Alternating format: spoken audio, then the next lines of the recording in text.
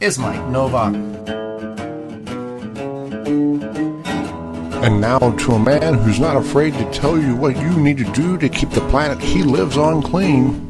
Take your food scraps out to your compost pile. Screw in a compact fluorescent light bulb. Turn on a window fan instead of an air conditioner. Low flow, baby. Shower heads and toilets. Take one napkin at Starbucks instead of 6. Mike Nowak.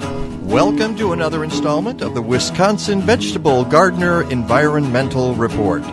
I'm Mike Nowak, and you can hear me live each Sunday morning from 9 to 11 a.m. Central Time on Q4 Radio, which streams at www.quenumeral4.org and on the Q4 Radio Facebook page. You can also get my podcasts at mikenovak.net, MikeNowak. I might be going out on a limb here, but I'm guessing that you listen to or watch the Wisconsin Vegetable Gardener on a regular basis because you want to learn how to grow vegetables, fruits, and stuff.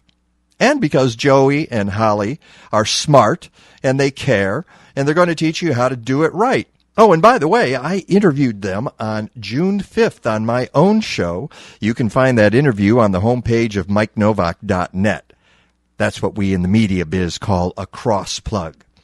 But getting back to why you want to grow your own food, well, frankly, one of the reasons is that if you're growing it, you know what's on it, meaning pesticides. Meaning that if you don't know who grew it, you don't know what they did to it, unless you trust the grower. Which brings us to the Environmental Working Group's annual list of the Dirty Dozen, the 12 types of conventionally grown produce that are most likely to be contaminated by pesticides. Now, before you start accusing those crazy organic types with manufacturing numbers to make the produce industry look bad, you should know that the EWG's Shopper's Guide to Pesticides in Produce got its numbers from our very own USDA, which tested nearly 7,000 produce samples in 2014. Of that group, almost 75% tested positive for pesticides, 146 different pesticides, to be precise. I know, you're going to say, but I always wash my produce. Well, that's not going to help in this case. The data used to create the Shopper's Guide are from produce tested as it is typically eaten. This means washed and or peeled.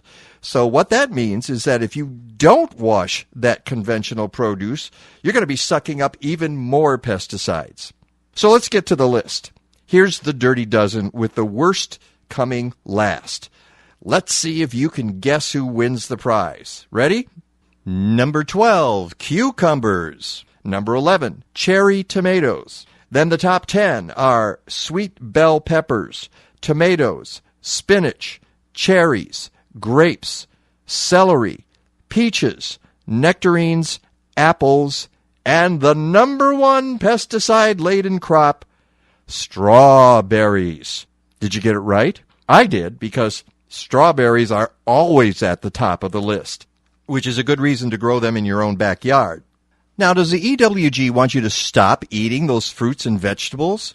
Au contraire, mes amis. They say that even with pesticide residues, you're better off eating items from that list than most of the garbage Americans consume every day. Keep eating your fruits and vegetables. By the way, for more information on the study, go to ewg.org.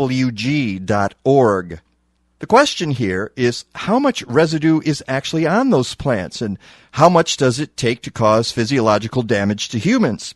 That's where the real debate starts. Some groups claim that all of these products meet EPA standards, but as EWG points out, legal isn't always safe. The U.S. EPA operates on something called tolerances. Are those tolerances set for children? Good question. Glad I asked it. By the way, the EWG also announced its Clean 15 list of produce least likely to hold pesticide residues. That list goes like this: avocados, sweet corn, pineapples, cabbage, frozen sweet peas, onions, asparagus, mangoes, papayas, kiwis, eggplant, honeydew melon, grapefruit, cantaloupe, and cauliflower. Dig in. Relatively few pesticides were detected on these foods, and tests found low concentrations of pesticides on them. And, as you might have noticed, there are several that you're not going to grow in Wisconsin, or Illinois, or Iowa. One more thing. For the 4th year, EWG has included a Dirty Dozen Plus category to highlight 2 types of food that contain trace levels of highly hazardous pesticides. As they write, quote, leafy greens, kale and collard greens, and hot peppers do not meet traditional Dirty Dozen ranking criteria, but were frequently found to be contaminated with insecticides toxic to the human nervous system. EWG recommends that people who eat a lot of these foods buy organic instead. End quote. It's a good thing that kale is easy to grow. And as I've learned from experience, nobody but nobody ever steals kale. Which takes us back to my original statement today. There's a reason that you listen to this podcast. Growing your own food is important in so many ways. Pesticide use is just one of them. You can control that if you grow your own. And one of the best ways to do that is to keep listening to the Wisconsin Vegetable Gardener. That's the state of the environment today. I hope you catch the Mike Nowak Show on Q4 Radio, q4.org, which you can always link to at my website, MikeNovak.net. Go green or go home.